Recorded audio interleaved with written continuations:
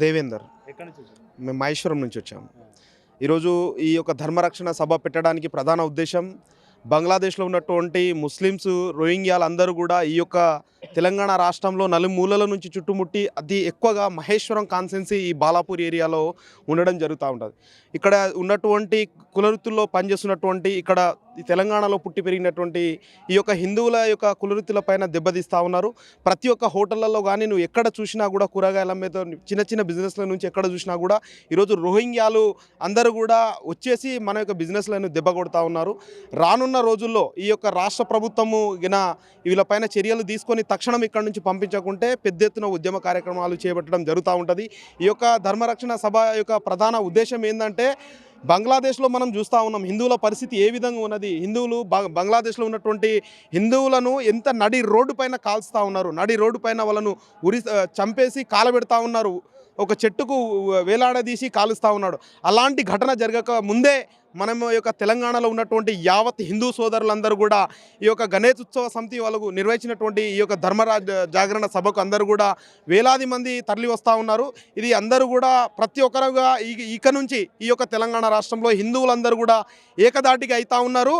ఈ యొక్క రాష్ట్ర ప్రభుత్వం ఎందుకు వాళ్ళకు మొగ్గు చూపుతూ ఉన్నది, తక్షణమే ఈ యొక్క బంగ్లాదేశ్ నుంచి వచ్చినటువంటి రోహింగ్యాలను తక్షణమే తరలించాల్సిందిగా ఈ యొక్క సభ ద్వారా మేము డిమాండ్ చేస్తూ ఉన్నాము. లేని పక్షంలో ఇది ఆరంభం మాత్రమే. ముందు ఈ యొక్క హిందూ ఏకత ఒక్క దగ్గర అయిరంటే మాత్రము ముందు చూడాల్సినటువంటి పరిణామాలు చాలా వేరుగా ఉంటుందని ఈ యొక్క రాష్ట్ర ప్రభుత్వాన్ని సభా సందర్భంగా హెచ్చరిస్తూ ఉన్నాం. ఏంటి ఈ సభ ఎందుకు పెడుతున్నారు? ఇక్కడ బాలాపూర్లో ఎప్పుడు లేని విధంగా హిందూ ధర్మ రక్షణ సభ ఏర్పాటు చేస్తూ ఉన్నారు. ధర్మానికి ఏం జరిగింది, ఎందుకు ఈ సభ పెడుతున్నారు?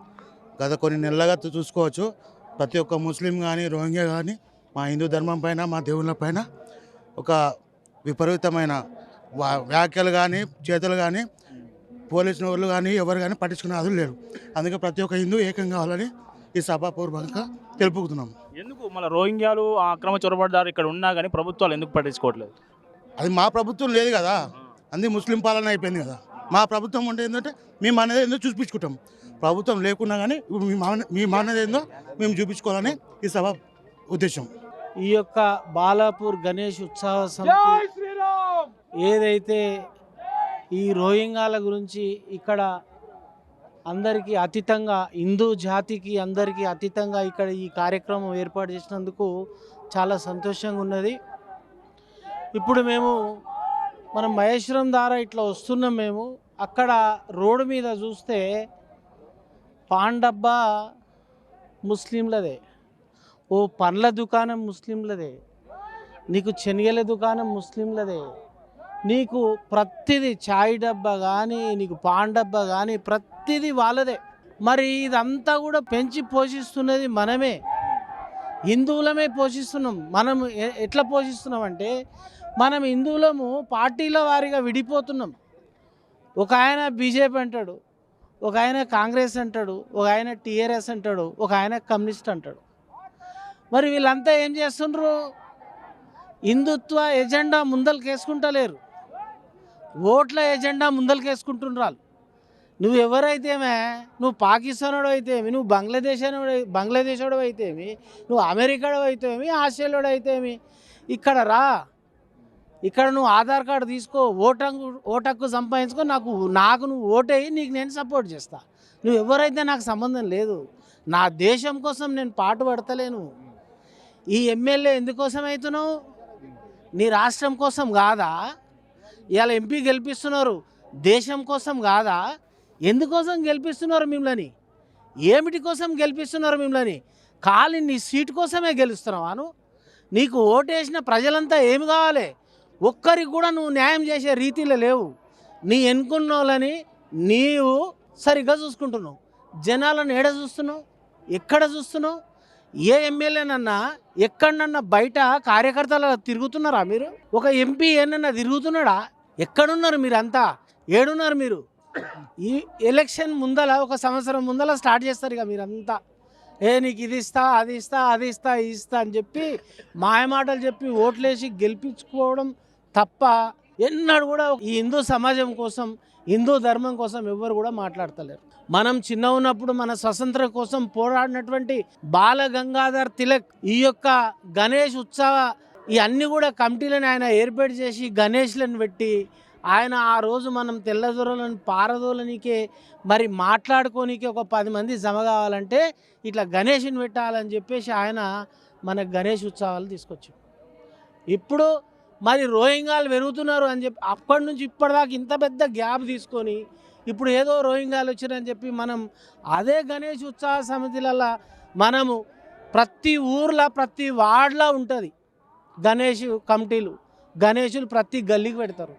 ఈ రోజు నుంచి అందరు ఇక్కడ వచ్చిన వాళ్ళు అందరూ కూడా ఈ యొక్క నినాదాన్ని తీసుకొని పోయి మరి ఆ రోజు బాలగంగాధర్ తిలక్ ఎలాగైతే మరి ఆ బ్రిటిష్ వాళ్ళని పారదోలిండో మనం కూడా గణేష్ ఉత్సవ సమితిల కాడ అందరితో కూడా చర్చించి మాట్లాడి ఈ యొక్క రోహింగ్యాలను అందరూ కూడా మరి వాళ్ళ దేశానికి వాళ్ళని పంపించాల్సిన అవసరం ఎంతో మనందరి ఉందని ఈ అవకాశం ఇచ్చినటువంటి పల్లవి టీవీ వారికి నేను ప్రత్యేక ధన్యవాదాలు తెలియజేస్తా ఉన్నాను. ఏంటన్నా ఈ సభ అంతా ఇక్కడ కాషాయ జెండాలతో కల్పిస్తూ ఉన్నది, ఇక్కడ సభ ఎందుకు పెట్టారు, దేనికోసం, అవసరం ఏముంది? ఇప్పుడు ఈరోజు అంతా హిందువులంతా ఏకమైనారు. అక్రమంగా చుట్టుపక్కల చూస్తే ఇష్టం వచ్చినట్టుగా రోహింగ్యాలు మొత్తం వచ్చి ఇక్కడ అంతా సెటిల్ అయిపోయారు. నేను రీసెంట్గా నేపాల్ వెళ్తే చాలా క్రిటికల్గా ఉంది. అసలు ఇమిగ్రేషన్ చెక్ కానీ ఏదైనా మన దగ్గరికి ఎట్లా పడితే అట్లా ఏడకని పడతాడకలి జొల్ల పడుతున్నారు. ఈ కొడుకులని ఇమ్మీడియట్గా అక్రమంగా మన దగ్గరికి ఎవరైతే వచ్చిరో అందరినీ సాగనంపాలి మనం. ఇది పరిస్థితి. ఈరోజు హిందువులంతా ఏకమైనారు. ఈరోజు ఎక్కడ చూడు మన హిందువులపై దాడులు జరుగుతూ ఉన్నాయి. వీళ్ళంతా అక్రమంగా వచ్చి ఎక్కడ పడితే అక్కడ గుళ్ళపై దాడులు, మనుషులపై దాడులు ఇవన్నీ జరుగుతున్నాయి. కాబట్టి ఈరోజు అంతా హిందువులంతా ఏకమైన మేమంతా రాబోయే రోజుల్లో కొన్ని కూడా అక్రమంగా మా భారతదేశంలో కానీ మన హైదరాబాద్లో కానీ ఎవరిని కూడా రానియము, ఎవరిని కూడా ఉండనియము. మాకేమైనా అనుమానం వస్తే ఫస్ట్ వన్ అడుగుతాం, నీ ఆధార్ కార్డు ఏముందని. ఈరోజు ఎంతోమంది చాలామంది పనులు అమ్మేటోళ్ళని చూసినా కానీ ఎవరిని చూసినా కానీ ఆధార్, వాడు ఎక్కడో ఉంటాడు, వాడు ఎక్కడి నుంచి అంటే రోహిణ్య నుంచి ఇక్కడ బయట నుంచి వచ్చిన అంటాడు, వానికి ఆధార్లే. ఖచ్చితంగా ప్రతి ఒక్కరిని ప్రశ్నిస్తాం, వాడిని సాగనంపుతాం. ఎందుకు ఇంతమంది రోహింగ్యాలు అక్రమ చొరబాటుదారులున్నా కానీ ప్రభుత్వం ఎందుకు వాళ్ళని పంపించట్లేదు? ఎందుకు దీని మీద ఒక డ్రైవ్ చేపట్టలేదు? కార్డన్ సెర్చ్ కానీ వివిధ ఏవైతే చర్యలు ఎందుకు తీసుకోవట్లేదు అని మీరు అనుకుంటున్నారు? ఇప్పుడు మనకైతే తెలిసిందే కాంగ్రెస్ ప్రభుత్వం ఎట్లా ఉంటుంది ఏంటిది. అందుకు మనం అంతా హిందువులంతా ఏకమైనారు. ఈరోజు రాబోయే రోజుల్లో ప్రభుత్వానికి బుద్ధి చెప్తారు. రాబోయే రోజుల్లో ఎవరిని కూడా ఉండనియరు. అవసరమైతే ప్రభుత్వం కూడా మారిపోతుంది. భారత్ మాతాకి జయ అంటూ ధర్మం కోసం ఎవరైతే పనిచేస్తున్నారో భారతీయ జనతా పార్టీకి రాబోయే రోజుల్లో ఖచ్చితంగా ప్రజలు అవకాశం ఇస్తారు. జై శ్రీరామ్, జై శ్రీరామ్. మరి ఈరోజు హిందువులంతా ఇక్కడ ఏకం కావడానికి కారణం ఏంటంటే మన దేశానికి చెదబట్టినట్టుగా ఈ బంగ్లాదేశీలు రోహింగ్యాలు అంతా చొరబడడం, మన దగ్గర ఉండిపోయి మనల్ని ఇబ్బంది గురి చేయడం, వీళ్ళను తరిమి కొట్టాలి మనం ఖచ్చితంగా. వీళ్ళు దొంగ ఆధార్ కార్డులు తీసుకొని, దొంగ కార్డులు, రేషన్ కార్డు తీసుకొని మన పేదలకు వచ్చే రేషన్ కానీ ప్రతిదీ కానీ వాళ్ళు దొంగలించి తింటున్నారు. వీళ్ళు ఇలా రావడానికి కారణం మాత్రం ప్రభుత్వ వైఫల్యం అండి. ఎందుకంటే ఏ రాష్ట్రాల్లో బీజేపీ ఉందో అక్కడ ప్రతి ఒక్క రోహింగ్యాలను తరిమి కొడుతున్నారు. కానీ ఎక్కడైతే ఇతర రాష్ట్రాల్లో మన దగ్గర ఉన్న గవర్నమెంట్ ఏదైతే ఉన్నారో రూలింగ్ గవర్నమెంట్ వాళ్ళని పట్టించుకునే దాఖలు లేవు. మన దగ్గర అదే దుస్థితి.